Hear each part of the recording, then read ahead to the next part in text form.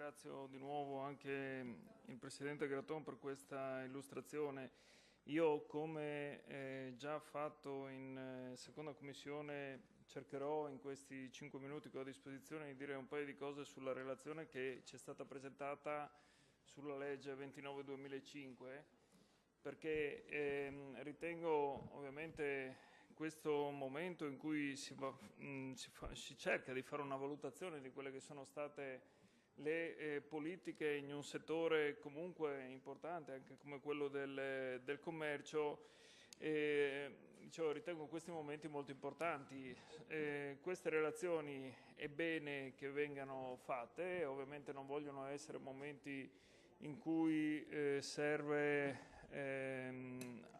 accusare qualcuno di scelte fatte, ma insomma si prende atto di quelli che sono i numeri, di come sono andate le cose nei 5 anni diciamo precedenti, o comunque quelli previsti dalla clausola valutativa. È il motivo per cui noi abbiamo anche fortemente voluto che una clausola valutativa fosse anche inserita nella legge 3/2015, quella del rilancio impresa, e per fortuna diciamo il Consiglio regionale ha accolto quella nostra proposta, per cui ovviamente avremo anche un momento in cui valuteremo quello. Per quanto riguarda il commercio, appunto, siccome fare questo tipo di relazioni è importante, io credo che sia anche importante leggere quelle relazioni, perché così come sollevato già in commissione, io ho trovato un'incongruenza negli atti che ci sono stati presentati e noto che a distanza di un mese forse dalla commissione a oggi,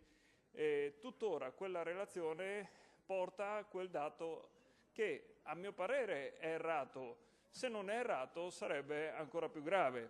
Ora, se voi ovviamente ci chiedete di votare una relazione che comporta degli errori o che comporta un qualcosa che, se fosse vero, sarebbe diciamo abbastanza grave, è chiaro che noi non possiamo votare a favore di questo. Io credo che ci fosse tutto il tempo necessario per sistemare quello che probabilmente è un errore materiale, sempre che lo sia, e intervenire anche sulla relazione, presentarne eventualmente un'altra con un non so se è previsto un emendamento alla relazione presentata, per poterla votare e per poter prendere atto di quelli che sono i numeri. Altrimenti, ripeto, io a pagina 154 della relazione stessa trovo ancora due dati che non tornano. Il primo è che a fronte di un'unica domanda presentata la Regione ha omesso un investimento per 10 milioni di euro. Ora, nel commercio non mi pare che questo possa essere possibile.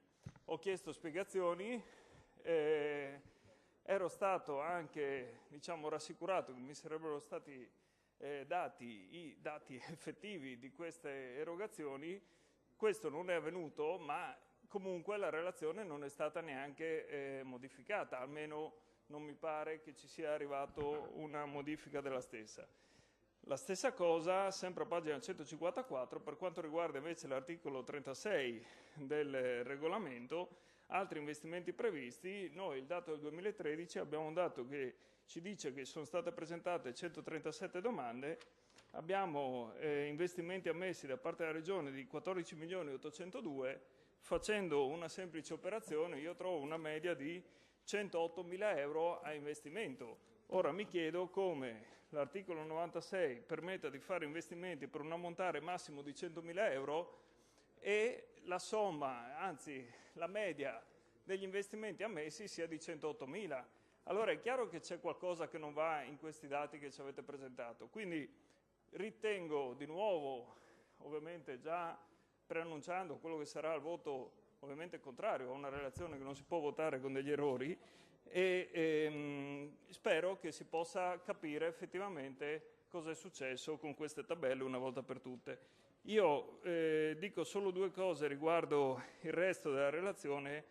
Ovviamente mi soffermo sui dati occupazionali, questi ovviamente prendendoli per buoni, e sono dati Istat, e non posso non verificare, oltre ai dati forniti dalla dai 3 anni presi in considerazione dalla clausola, che comunque dal 2009 al 2014 noi siamo passati da 40.877 occupati nel settore a 36.099.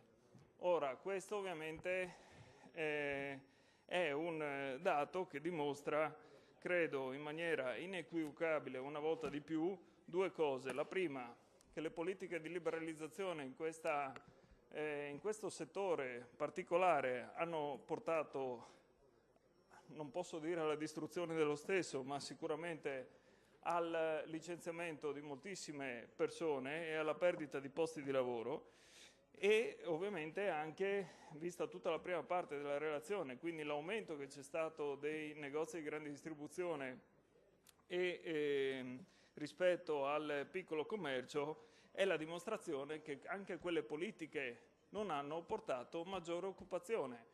Quindi continuare a costruire centri commerciali, o lo scriviamo nero su bianco, così come ovviamente si lascia trapelare, ma lo diciamo una volta per tutte, nero su bianco, che non portano maggiore occupazione, ma portano solo disoccupazione, anche in questa regione che detiene il record di superficie di vendita rispetto ai cittadini presenti. Lo diciamo una volta per tutte perché è scritto appunto nei dati certificati dall'Istat. Ovviamente ci sarebbero tantissime altre cose da dire, ma ho già sforato il tempo e quindi la ringrazio.